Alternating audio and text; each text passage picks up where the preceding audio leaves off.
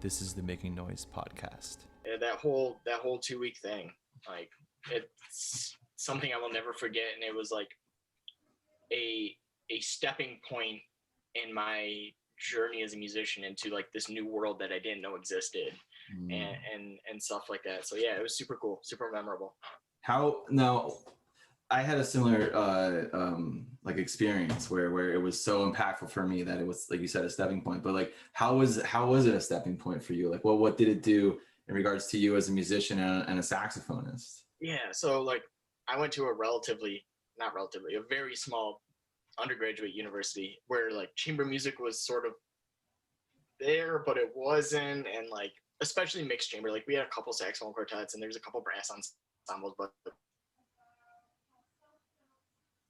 it's a very, I would consider it, I guess, traditional school of thought with like their music, and no one really steps out of this classical canon box. Like you play the standard band rep, you play the standard solo rep, and the whole thing came to be is because Dr. Adams' quartet, the Estrella Consort, did a masterclass at SVSU.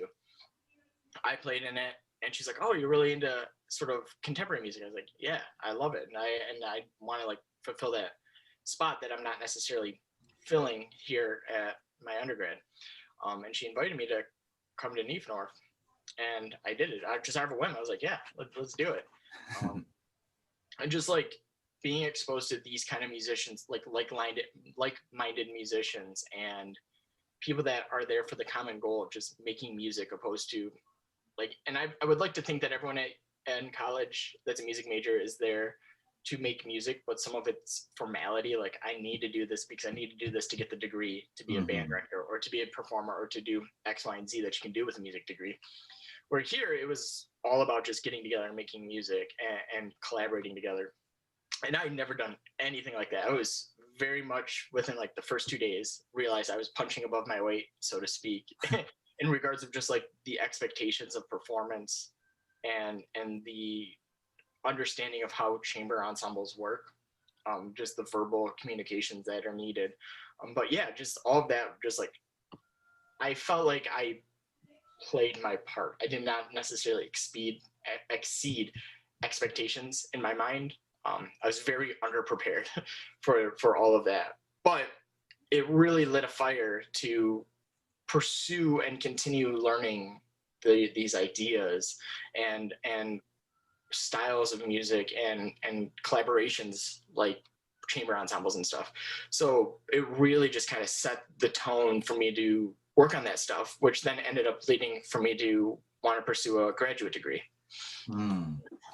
Yeah, I think there's a lot in there that I think a lot of people, their experience of Nief-Norf is I have no doubt is similar, because it was like you were saying, like it was such a high intensity of the work ethic. Like you had to be, you know, especially as performers, you were rehearsing all day, every day, and then performing like every other night.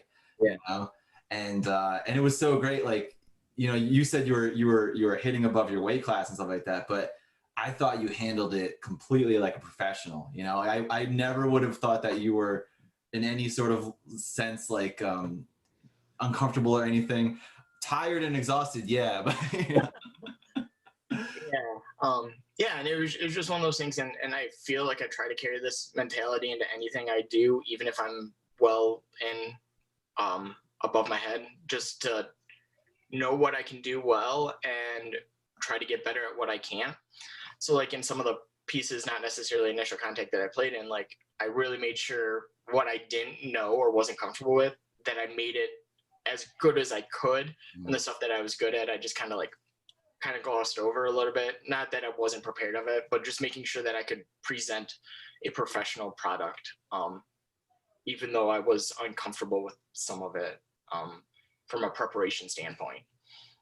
Yeah, well, even like you said before, your upbringing in Saginaw, like you had a kind of more traditional background and stuff, and stepping into some of these things. I mean, even though it was there's a lot of minimalist music like Philip Glass and such, there was still quite a bit that was, I mean, well, even that though, like I remember when you played, was it like Music in Fifths or something like that? Yeah, yep, that's the one that I was on.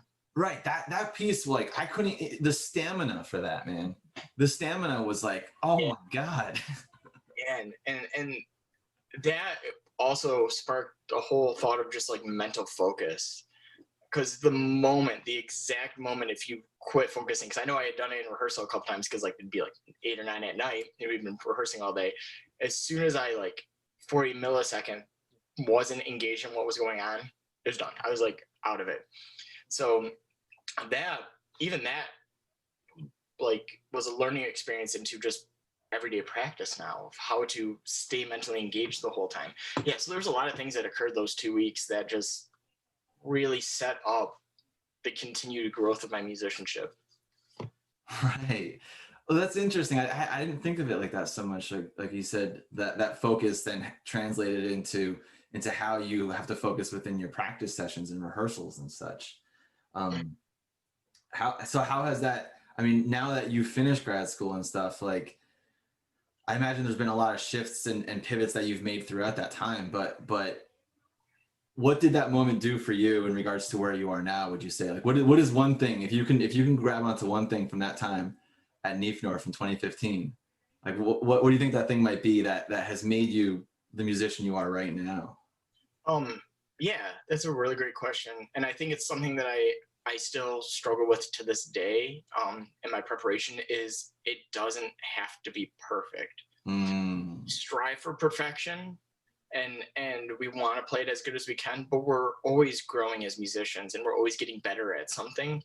So the idea of just putting on a product as good as you can at the time that you have to do it, because with Nief-Norf, there were, like you said, there were concerts every other day.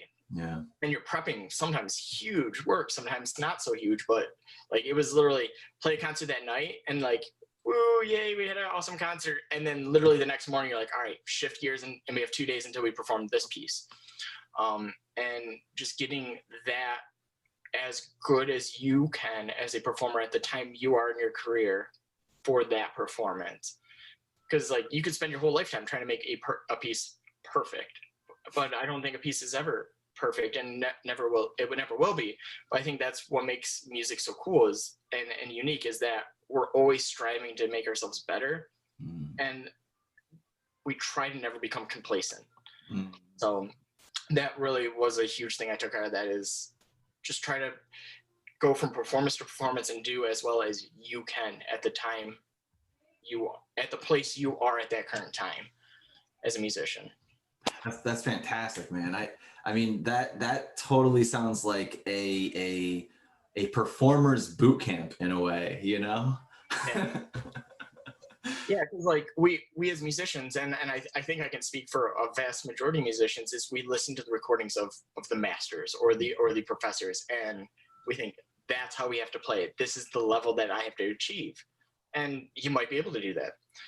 You might not be able to do that. But everyone's at a different point in their journey, and you just have to realize that this is where I'm at. This is where I've come from. That's the big thing that people don't acknowledge is where I've come from. They're looking at how short I am from where I need to be.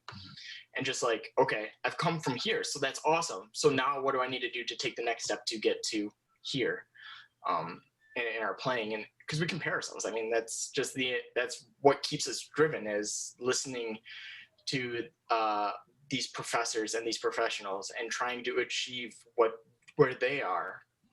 But we're just at a point in our musical journey. And then through all of that, it's just kind of relating back to Nief-Norf, like just doing what you can at that given point for that performance.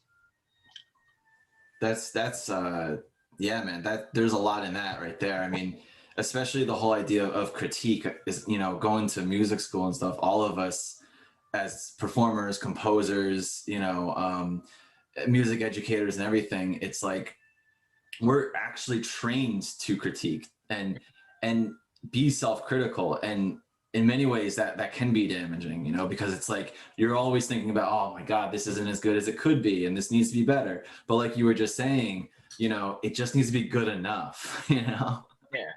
And I think a part of that is it makes me think about composers like Boulez and Bruckner, right? Like they were notorious for making revisions in their works because like most artists, it's like you look back on this thing that you did. Like if you did a recording and you could look back and be like, oh no, that was terrible phrasing, or like the micro phrasing within that was way too much, you know? And so they'll go back and they'll revise it because they're like, this could be better. But then there are artists too. Like I hear this with a lot of actors, and actors often say, I don't watch any of the movies that I make because, and I imagine it's because like the product, it's done. Right. And they'll look back at it and be like, the way I delivered that line was trash, you know, but they can't do anything about it because the product is made. So it's, yeah. I think with like listening to old recordings, it's the same way. And like, oh, I missed that note, or that note was out of tune, but you're focusing on one little aspect of a 15-minute concerto or something, where if you were to take a recording of that concerto, 3 years earlier and compare them, there would be so much on the one negative of it. I don't know. It's something I think all musicians struggle with, and we all kind of cope with, and it's just finding that balance to make it not debilitating to the point where you just become depressed about your ability to make music or write music. That's a really good point. Yeah. I know, even like for me personally, that's one of the struggles I have. It's because like I'm always in, that saying, you're looking at the trees and not the forest sort of thing, so you're stuck in the weeds, but you can't see the bigger picture, and being inside of that every day, it can be self-debilitating, I guess. But that's great advice, man. And I think you're making some really great, like you're dropping some bombs, Yeah, and then one last thing to add on to that is I think perfection is not necessarily the thing to strive for, because by trying to achieve perfection in regards to like intonation and articulation, you lose the emotion sometimes. Not all the time, but sometimes. So again, striking that balance of playing emotionally and with feeling, opposed to micromanaging every technical aspect of a given passage. That's another thing that through like my reflection, I didn't realize it at the time, with Nief-Norf is like, play this note, play it in time, play it in tune. But then you lose some part of that music, even though technically, if you were to like put it into a computer, 100%, you got 100% on your test, it loses something. Right. Yeah, well, I think that's something I thought a little bit about, and I think what it actually loses is the human element. Like bands like Animals as Leaders. I'm not familiar now. Or I don't know. I mean, really, a lot of mainstream pop music it's so produced, right? To the point where it's like this polished product, and so like auto-tune and quantization and all these things that try to perfectly align the music from within the software that it's being recorded into. It almost makes it sound robotic, Right. And I'm not trying to criticize any pop music or anything like that. Sure. But what I am kind of pointing out with this is it's like what you were just saying, like that level of perfection, and then being able to be okay with whatever it is that you're doing as best as you can at that time. And I think music like that, where it's like very produced and stuff, for me is kind of sterile, because it doesn't have that human element of imperfection, right? Like the little subtleties of how a note enters, and like, if you're playing from niente and you're doing this multiphonic, there's going to be like probably some air present, and then as that multiphonic grows, the air will probably be less present, and so and that's something that you're going to get just from the fact that a human is making this thing,